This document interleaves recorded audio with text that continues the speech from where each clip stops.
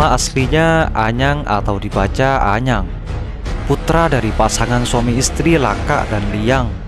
Anyang lahir pada 20 Oktober 1920 di desa Nanga Menantak, satu permukiman suku Dayak yang terletak di pedalaman Sintang, Kalimantan Barat. Ia adalah anak paling bontot dari 7 bersaudara.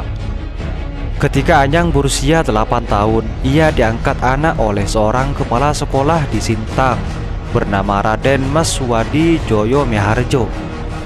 Dari namanya, sosok ini termasuk bangsawan tinggi Jawa yang entah bagaimana bisa bermukim di wilayah yang terletak sisi barat Pulau Borneo itu. Anyang kemudian masuk Islam mengikuti agama keluarga barunya. Sang ayah angkat pun memberinya nama anyar, Muhammad Ali. Tapi Anyang tidak pantas menghilangkan nama asli pemberian orang tua keduanya. Jadilah ia dikenal sebagai Muhammad Ali Anyang. Kemudian Ali Anyang disekolahkan di Pontianak, yang merupakan sekolah yang dikelola oleh pemerintah kolonial dan diperuntukkan bagi anak-anak priai dan anak-anak dari keluarga berada. Ali Anyang ingin mengabdikan hidupnya untuk orang-orang yang butuh pertolongan. Ia ingin jadi tenaga medis. Kemudian ayah angkatnya merespon keinginan mulia itu dengan mengirimkan Anyang jauh ke Semarang, Jawa Tengah untuk melanjutkan pendidikan di sekolah juru rawat. Setelah lulus, ia sempat membantu di Rumah Sakit Umum Semarang sebelum akhirnya pulang ke Kalimantan Barat untuk bekerja sebagai perawat di rumah sakit umum. Namun garis takdirnya berkata lain.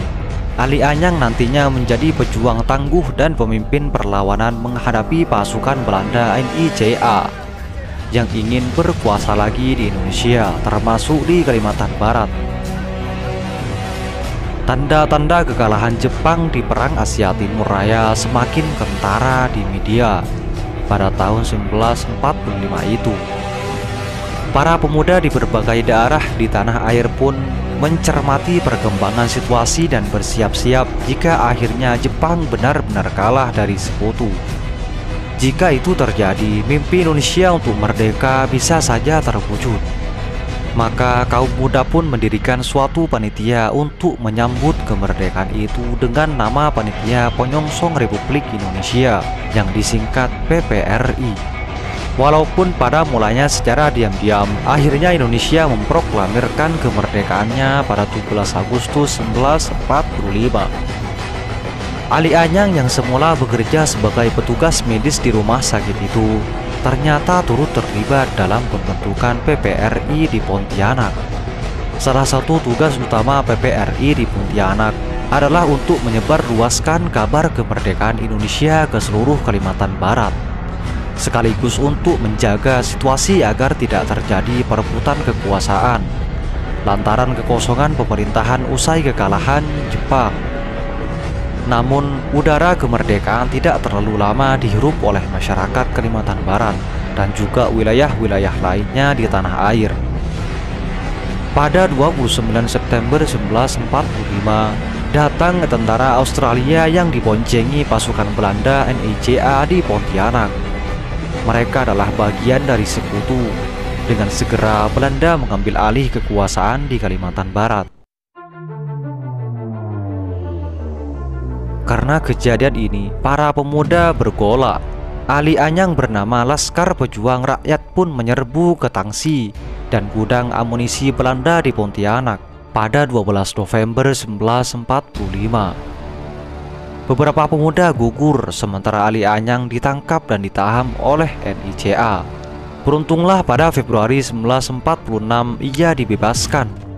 Namun perjuangan belum selesai. Atas perintah Dr. Sudarso sebagai ketua PPRI, Ali Anyang memimpin pasukan pejuang Republik untuk terus melakukan perlawanan di berbagai titik di Kalimantan Barat, termasuk Pontianak, Mempawah, Singkawang, hingga Sambas. Saat barisan pemberontak Republik Indonesia dengan maksud melakukan pemberontakan perlawanan terhadap NIJA Belanda, Ali Anyang ditunjuk sebagai komandan untuk wilayah Kalimantan Barat. Ia lalu memprakarsai Barisan Pemberontak Indonesia Kalbar sebagai kepanjangan tangan dari PPRI. Serangan demi serangan digencarkan, termasuk perebutan Bengkayang yang membuat NICA murka hingga menggelar sayembara berhadiah uang demi menangkap Ali Anyang itu. Peperangan baru terhenti ketika Belanda mengaku kedaulatan Indonesia secara penuh pada 27 Desember 1949. Setelah perang mempertahankan kemerdekaan usai, Ali Anyang memerintahkan kepada seluruh anggota pasukannya untuk kembali ke kampung halaman masing-masing.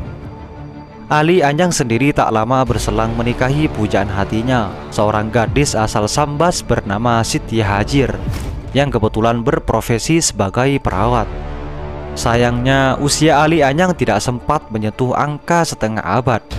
Pada umur 49 tahun, ia wafat meninggalkan istrinya tercinta dan 8 orang anak.